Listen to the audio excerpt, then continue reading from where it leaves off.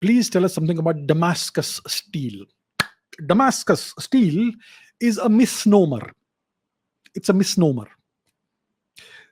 The actual steel was Indian steel. So I don't know what its actual name was. It is the method of manufacturing this, of smelting this steel, is the crucible method. It's called crucible steel. At various points in time, it has been called ceric steel or whatever. Um, Let me show you what this particular kind of steel looks like. Right? Okay, let's put that on the screen. So this is a very specific method of smelting steel, in which you introduce impurities, carbon and all that various things into the steel to give it a certain set of characteristics. It's a very strong steel. If you do a microscopic study of the kind of steel that you have here, you will find carbon nanotubes that are introduced into it. And this process, it is known to have existed in India at least since 500 BC. 500 BC. India is the world's first completely industrialized civilization. And this is a good example of that. So, the oldest examples of this steel manufacturing process, the crucible steel manufacturing process, were discovered in southern India, Tamil Nadu, and even Sri Lanka around 500 BC. And this steel was exported to other parts of the world, to the Middle East, maybe to Mesopotamia, maybe to Egypt. The Greek warlord Alexander is supposed to have been given a gift of a certain amount of this steel because it was the best steel in the world. The Romans used to import this steel from India because they could not manufacture this kind of steel. And it was merchants in Damascus who used to import this steel from India. And when the Europeans went there, they called it Damascus steel. It is not Damascus steel.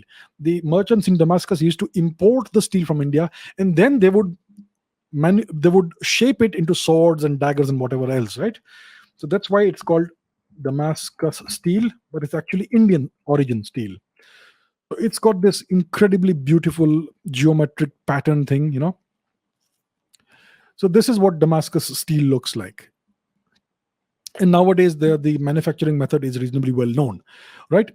So it is not something that originated in Syria. It's where the Europeans first found it. The Europeans have this habit of giving ridiculous names to things. So when they first came into the Eastern Asia region, they found that there were lots of Chinese merchant vessels in a certain part of the world. They called it the South China Sea.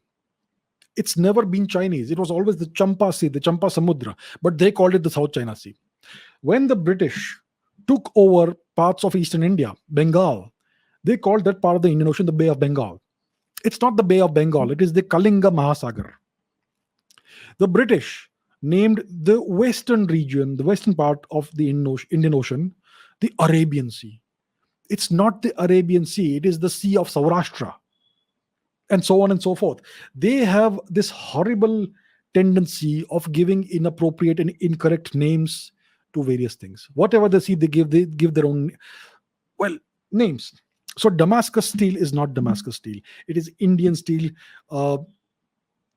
As far as we know, the oldest evidence of this, the manufacturing process, is known to have existed in southern India, Tamil Nadu, and Sri Lanka, at least around 500 BC. Maybe it must have been much older than that. We still don't know when it actually originated. So that's how old this manufacturing process was, and it originates in India, not in Syria or Damascus.